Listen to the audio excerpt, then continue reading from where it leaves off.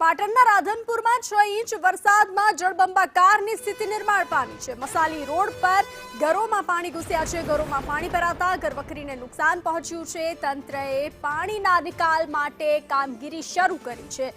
તો મસાલી રોડ પર ઘરોમાં પાણી ઘૂસ્યા છે। ઘરોમાં પાણી ભરાતા ઘરવખરીને મોટા પ્રમાણમાં નુકસાન પહોંચ્યું છે। તો હાલ કામગીરી હાથ ધરવામાં આવી છે પાણીના નિકાલ માટેની કામગીરી। તો આ દ્રશ્યો લોકો પ્રભાવિત થઈ રહ્યા છે। લોકોના માલ સામાનને ઘરવખરીને નુકસાન પહોંચી રહ્યું છે। લોકોના ઘરોમાં પાણી ઘૂસી ચૂક્યા છે।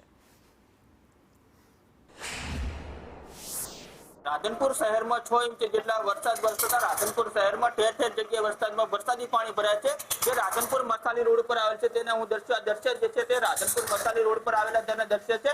તે દૃશ્ય જોઈ શકો છો કે સમગ્ર જે ઘરોમાં પાણી ઘૂસતા સમગ્ર ઘરોમાં પાણીમાં ગરકાવ થયા છે, પરંતુ નગરપાલિકા દ્વારા હજુ સુધી અમને કોઈ પાણીની નિકાલ કરવામાં ના આવતા ઘર માલિકો છે તેઓ નગરપાલિકા સામે ભારે રોષ વ્યાપ્યો છે। જો આપણે સ્પષ્ટ જોઈ શકો છો કે ઘરોમાં ઢેચણ સુધી પાણી ઘૂસતા સમગ્ર જે ઘર સામગ્રી છે તે સમગ્ર પાણીમાં ગરકાવતી છે। તે આપણે જે રસોડાના દ્રશ્યો છે તે રસોડામાં જોઈ શકો છો કે જે અહીંયા ઘર માલિકો છે પોતાને રસોઈ બનાવી તો કઈ રીતે રસોઈ બનાવશે આપ સ્પષ્ટ જોઈ શકો છો। જે સમગ્ર જે છે તે સમગ્ર પાણીમાં ગરકાવ થયું છે, પરંતુ આ નગરપાલિકાઓ દ્વારા કોઈ નિયતિ પહોંચતા તેને લઈને હવે તો સંદેશ ટીમ દ્વારા લોકોને વારે આવ્યું છે અને જે સમગ્ર ઘટના છે તે કેમેરામાં કેદ કર્યું છે અને લોકોને જે સમસ્યા છે તેને સરકાર સુધી પહોંચાડી છે, પરંતુ તંત્ર દ્વારા કોઈ આવતું નહીં। નગરપાલિકા દ્વારા જે પ્રી મોન્સૂનની કામગીરી માત્ર લાખો રૂપિયા ખર્ચો કરવામાં આવે છે, પરંતુ લાખો રૂપિયા ખર્ચે તેને લઈને અહીંયા હું તો સ્થાનિક લોકો છે। દાદા શું નામ છે તમારું? કે પાણી ભરાવાનું કે? મારું નામ શશિકાંત પટેલ,